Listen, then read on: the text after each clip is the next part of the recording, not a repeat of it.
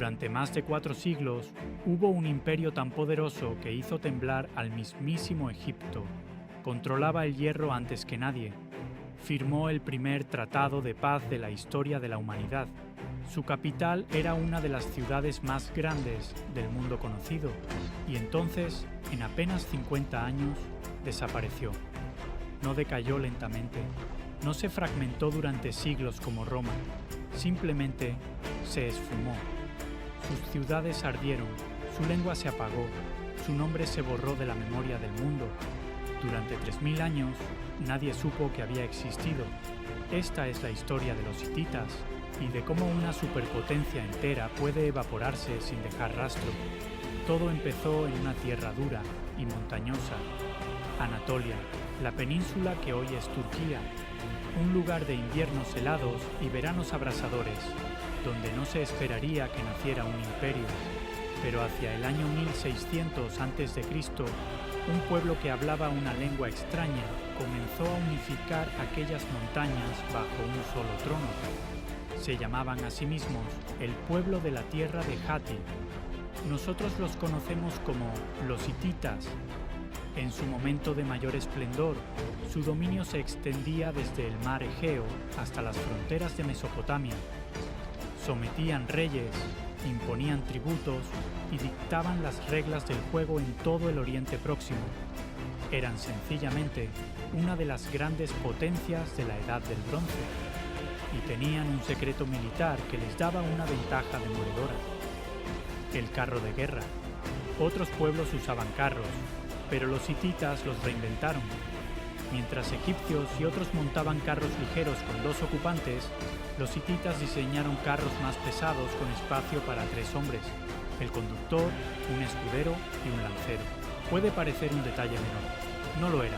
Significaba que sus carros no solo disparaban flechas a distancia, podían embestir directamente las líneas enemigas, con un guerrero protegido por un escudo y otro listo para atravesar cuerpos con su lanza.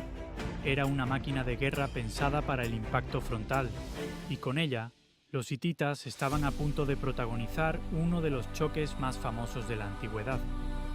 Corría el año 1274 a.C., en el norte de la actual Siria, junto a una ciudad llamada Kadesh.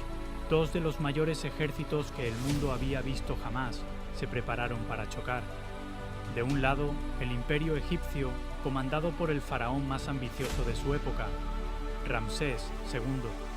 Del otro, el rey hitita Muwatalli II, con miles de carros de guerra ocultos tras la ciudad. La batalla de Kadesh fue una emboscada brutal. Los hititas cayeron sobre el ejército egipcio y estuvieron a punto de aniquilarlo. Ramsés escapó por muy poco y regresó a Egipto para grabar en piedra una versión donde él, casi en solitario, había logrado una victoria heroica. Pero la verdad era otra. Ninguno de los 2 bandos había ganado, y por primera vez, Egipto había encontrado a alguien capaz de mirarle a los ojos como a un igual. Los hititas eran, oficialmente, la otra superpotencia del mundo. Lo que ocurrió después fue todavía más extraordinario. Años más tarde, egipcios e hititas hicieron algo que ningún imperio había hecho antes. Se sentaron a firmar la paz. El resultado fue el Tratado de Kadesh, el primer tratado de paz internacional documentado de la historia de la humanidad, un pacto entre iguales, con cláusulas de no agresión, alianza militar y extradición de fugitivos. Su importancia es tan grande que hoy una copia de ese tratado cuelga de las paredes de la sede de las Naciones Unidas, en Nueva York, como símbolo de la diplomacia entre pueblos. Piénsalo por un momento. Hace más de 3200 años, los hititas ya entendían algo que a la humanidad le costaría milenios aprender, que a veces la paz vale más que la victoria. Pero los hititas no eran solo guerreros y diplomáticos, eran también un pueblo profundamente civilizado. Tenían su propia escritura, una versión del cuneiforme adaptada a su lengua, y en las tablillas de arcilla que dejaron atrás se conservan leyes, tratados, oraciones, cartas diplomáticas, incluso lo que podría ser la partitura musical más antigua del mundo. Su lengua esconde además un secreto asombroso.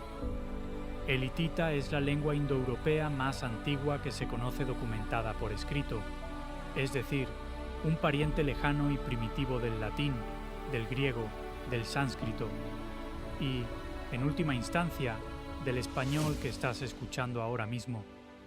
Los hititas no eran unos extraños perdidos en el tiempo, eran, de algún modo, familia nuestra. Y en el corazón de todo estaba Hattusa. Su capital se alzaba sobre las montañas de Anatolia, protegida por murallas colosales, con templos monumentales, puertas custodiadas por leones de piedra y esfinges, y un sistema de fortificaciones tan avanzado que asombra a los ingenieros de hoy. En su apogeo, Hattusa fue una de las ciudades más grandes del mundo antiguo, una capital digna de un imperio que se creía eterno. Pero ningún imperio lo es. Hacia el año 1180 a.C., algo empezó a ir terriblemente mal. Y aquí es donde la historia de los hititas se vuelve un auténtico misterio, porque su final no fue lento. En menos de 50 años, todo se derrumbó. El poder central se desintegró. Las provincias se independizaron o cayeron. Y Hattusa, la gran capital de murallas invencibles, fue abandonada y después incendiada. Cuando los arqueólogos excavaron la ciudad, encontraron las capas de ceniza, encontraron los edificios calcinados, pero no encontraron la respuesta a la pregunta más inquietante de todas. ¿Qué pudo borrar a un imperio entero en apenas 2 generaciones? No hay una respuesta clara, solo sospechosos. El primero, los llamados pueblos del mar, misteriosas oleadas de invasores que en aquellos mismos años arrasaron el Mediterráneo oriental y pusieron de rodillas a varias civilizaciones a la vez. El segundo, el clima. Cada vez más pruebas apuntan a una sequía prolongada y devastadora que habría provocado hambrunas y colapsado el suministro de alimentos de todo el imperio. El tercero, la propia gente. Rebeliones internas, luchas por el trono, provincias que dejaron de obedecer. Probablemente no fue una sola causa, sino todas a la vez. Una tormenta perfecta que golpeó a los hititas al mismo tiempo que hundía al mundo entero de la Edad del Bronce en una época oscura. Cuando el polvo se asentó, el imperio hitita simplemente ya no estaba. Y entonces llegó lo más extraño de todo, el olvido. Durante casi 3000 años, los hititas desaparecieron por completo de la historia. Sus ciudades quedaron enterradas, su lengua quedó muda. Nadie recordaba que aquel imperio había existido, casi nadie, porque había un único lugar que seguía pronunciando su nombre, la Biblia. En sus páginas se menciona a los hititas una y otra vez, pero durante siglos los estudiosos no tenían ni idea de quiénes eran. ¿Una pequeña tribu? ¿Una leyenda? Parecía imposible que aquel nombre correspondiera a una de las mayores potencias de su tiempo. El imperio que había plantado cara a Egipto se había convertido en poco más que una palabra suelta en un libro antiguo, hasta que, por fin, la tierra empezó a hablar. A comienzos del siglo XX, unas excavaciones en Turquía sacaron a la luz miles de tablillas de arcilla escritas en una lengua desconocida, y en 1915, un investigador logró lo imposible, descifrarla. Al leer aquellas palabras, comprendió que pertenecían a una lengua indoeuropea. De golpe, el hitita quedaba conectado con el latín, el griego y el sánscrito.